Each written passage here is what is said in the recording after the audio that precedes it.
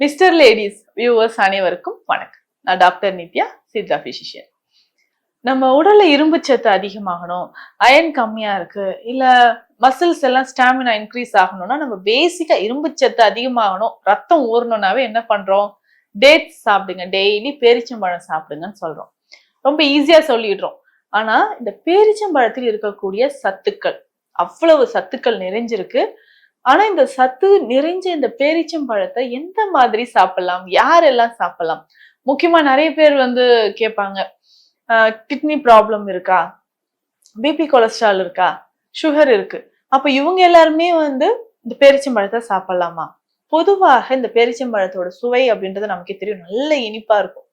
அதிகமான இனிப்பு, அதிகமான நார்ச்சத்து நிறைந்திருக்கக்கூடியதுதான். இப்போ இத நிச்சயமாக சர்க்கரை நோயாளிகள் தவிர்க்க வேண்டிய ஒரு விஷயம்னு சொல்லலாம். ஏன்னா தேன் சாப்பிட்றேன், நாட்டு சர்க்கரை சாப்பிட்றேன்னு நிறைய பேர் சொல்லுவாங்க என்கிட்ட. தேனோ நாட்டு சர்க்கரையோ, சர்க்கரை நோய் இருந்தா நீங்க இனிப்பை எந்த ரூபத்தில் இருந்தாலும் நிச்சயமாக தவிர்க்க வேண்டும் அப்படின்னு தான் நான் சொல்வேன். அதே மாதிரிதான் சர்க்கரை நோயாளிகள் பேரிச்சம்பழத்தை தவிர்க்கிறது நல்லது. அடுத்ததா பார்த்தோம்னா பிபி இருக்கு, கொலஸ்ட்ரால் இருக்கு. இதற்கு நான் பேரிச்சம்பழம் எடுத்துக்கலாமான்னா தாராளமா எடுத்துக்கலாம். ஒரு நாளைக்கு ஒவ்வொருத்தரும் 2 to 4 பேரிச்சம்பழங்கள் எடுக்கலாம். இதுவே பிரெக்னன்சி டைம்ல இருக்காங்கன்னா நிச்சயமாக ஒரு நாளைக்கு தினமுமே 4 பேரிச்சம்பழம் சாப்பிடணும்.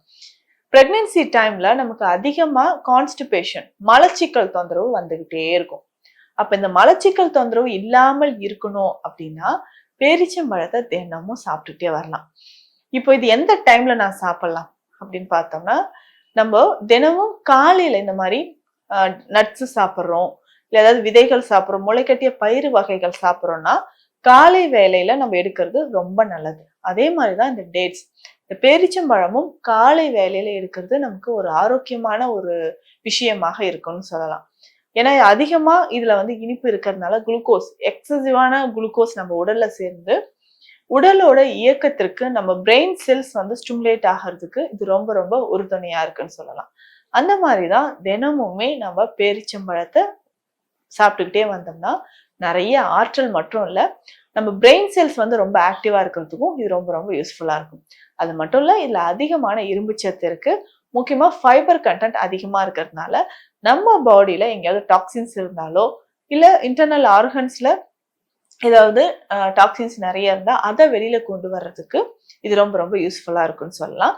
இன்டர்னல் ஆர்கன்ஸ் அப்படின்னு சொல்லும்போது குடல் பகுதிகள் சுத்தமாவதற்கு நமக்கு இந்த பேரிச்சம்பழம் ரொம்ப ரொம்ப முக்கியமானது. அடுத்து முக்கியமா பார்த்தோம்னா, இந்த பேரிச்சம்பழத்தை பால்ல போட்டு மில்க் ஷேக்கா நிறைய பேர் குடிப்பாங்க. குழந்தைகளுக்கு அதை குடிக்கலாம்.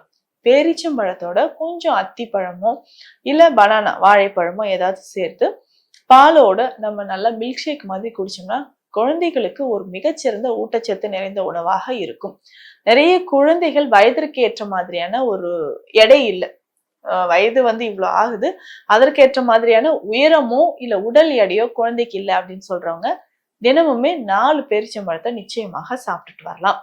அடுத்து முக்கியமா பார்த்தோம்னா, நம்ம பாடியில ஹீமோகுளோபின் லெவல் குறைவா இருக்கு, கொஞ்சம் தூரம் நடந்தா மூச்சு வாங்குது, கண்கள்ல விஷன் குறைஞ்சிக்கிட்டே வருது, கண் பார்வையோட குறைபாடு இருந்துகிட்டே இருக்கு, சரியா டைஜஷன் ஆகல, இந்த மாதிரி பிரச்சனைகள் இருக்கிறவங்க நிச்சயமாக பேரிச்சம்பழத்தை தினமும் 4 சாப்பிட்டுட்டு வரலாம். இதுல முக்கியமா இன்னொரு விஷயம், பேரிச்சம்பழத்துக்கு உள்ள இருக்கக்கூடிய கொட்டை, இதுல இருந்து இன்னைக்கு நிறைய மெடிசன்ஸ் தயாரிச்சு கொடுத்துட்டு இருக்காங்க. முக்கியமா இருதயம் தொடர்பான பிரச்சனைகள், ஹார்ட் வெசல்ஸ் இருக்கு, இல்ல கொரோனரி ஆர்டரி டிசீஸ் இருக்கு, மயோகார்டியல் இன்ஃப்ராக்ஷன் அப்படின்னு சொல்லக்கூடிய ப்ராப்ளம் இருக்கு, இல்ல heart attack already 1 or 2 attacks வந்திருக்கு, இந்த மாதிரி இதயம் தொடர்பான பிரச்சனைகள் இருக்கிறவங்களுக்கு இந்த பேரிச்சம்பழத்துல இருந்து கொட்டை இருக்கு இல்லைங்களா, இந்த கொட்டையில இருந்து எடுக்கக்கூடிய எக்ஸ்ட்ராக்ட், இந்த எக்ஸ்ட்ராக்டை எடுத்துதான் நிறைய மெடிசின் செய்யறாங்க. இன்னைக்குமே இந்த கொட்டைகளை லேசா காஃபி கொட்டை மாதிரி வறுத்துட்டு பொடி பண்ணிட்டு, அவ்வளவு சீக்கிரம் இது பொடியாகாது, மிஷின்ல தான் நம்ம இதை பொடி பண்ணிக்கணும். இந்த கொட்டைகளை வறுத்து நம்ம பொடி பண்ணிட்டு காஃபி மாதிரி நல்லா கொதிக்க வச்சு நம்ம குடிச்சுக்கிட்டே வந்தோம்னா நம்ம உடல்ல தேங்கி இருக்கக்கூடிய கழிவுகள் அனைத்துமே வெளியேறும் அப்படின்னு சொல்லலாம். முக்கியமா இது எப்படி செய்யலாம், நிறைய பதிவுகள்ல சொல்லியிருக்கேன். இதை கேட்டுட்டு ஒருத்தர் வீட்லயே ரெடி பண்ணி எடுத்துட்டு எனக்கும் கொடுத்தாரு. அவ்வளவு டேஸ்டியா தான் இருந்தது. அதாவது பேரிச்சங்கொட்டையை லேசா வறுத்துக்கணும், வறுத்துட்டு அதை நல்ல ஃபைன் பவுடரா பொடி பண்ணிடணும். பொடி பண்ண இந்த பவுடரை நம்ம என்ன பண்ணணும், ஒரு 2 கிளாஸ் தண்ணியில ஒரு 1/2 ஸ்பூன் போட்டு நல்லா பாயில் பண்ணி வடிகட்டிட்டு இதுல ஸ்வீட்டுக்கு நம்ம தேனோ இல்ல கருப்பட்டியோ சேர்த்து நம்ம குடிச்சிட்டு வரலாம். ஏலக்காய் பொடி சேர்த்துக்கலாம் தேவைக்கேற்ப. இதை நம்ம குடிச்சிட்டு வரும்போது இதய தசைகள் வலுப்பெறும் அப்படின்னு சொல்லலாம். இதய தசைகள் வலுப்பெறும். நம்ம உடல் உள்ளுறுப்புகள்ல இருக்கக்கூடிய பிரச்சனைகளை குணமாகும். முக்கியமா நுரையீரலை சுத்தப்படுத்துவதற்கும் இது ரொம்ப ரொம்ப உறுதுணையாக இருக்கும். அந்த அளவுக்கு பேரிச்சம்பழத்திலும் அதோட கொட்டைகளிலும் நிறைய மருத்துவ குணங்கள் நிறைந்திருக்கு. அதே மாதிரி பேரிச்சங்காய் அப்படின்னு நம்ம சொல்லுவோம். கச்சூர்காய் அப்படின்னு சொல்லுவாங்க. இந்த கச்சூர்காயில நிறைய மல்டி விட்டமின்ஸ் நிறைந்திருக்கு அப்படின்னு சொல்லலாம். இந்த காயை நைட்டே தண்ணியில ஊற வைக்கணும். இது லேசா காய்ந்த மாதிரி இருக்கும். பேரிச்சம்பழத்தோட காயா இருக்கக்கூடிய பருவத்துல இருந்து சேகரிக்கக்கூடியது.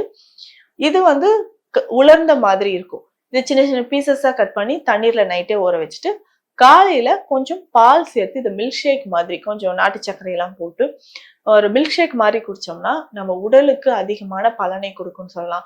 உடல் வலிமையாக இருப்பதற்கு, அதாவது பேரிச்சம்பழத்தில் நிறைய இரும்பு சத்துக்கள் இருக்கு. அதை எடுத்தோம்னாலும் நம்ம உடலும் இரும்பு மாதிரி வலிமையாக இருக்கும். இதுதான் நிதர்சனமான ஒரு உண்மைன்னு சொல்லலாம். குழந்தைகள்ல இருந்து பெரியவர்கள் வரைக்கும் அனைவருமே இவ்வளவு சத்துக்கள் நிறைந்த இந்த பேரிச்சம்பழத்தை தாராளமாக தினமும் எடுத்துக்கலாம். இந்த பதிவு உங்களுக்கு பயனுள்ளதாக இருக்கும்னு நிச்சயமா நம்புறேன். மீண்டும் அடுத்த பதிவில் சந்திக்கலாம். நன்றி.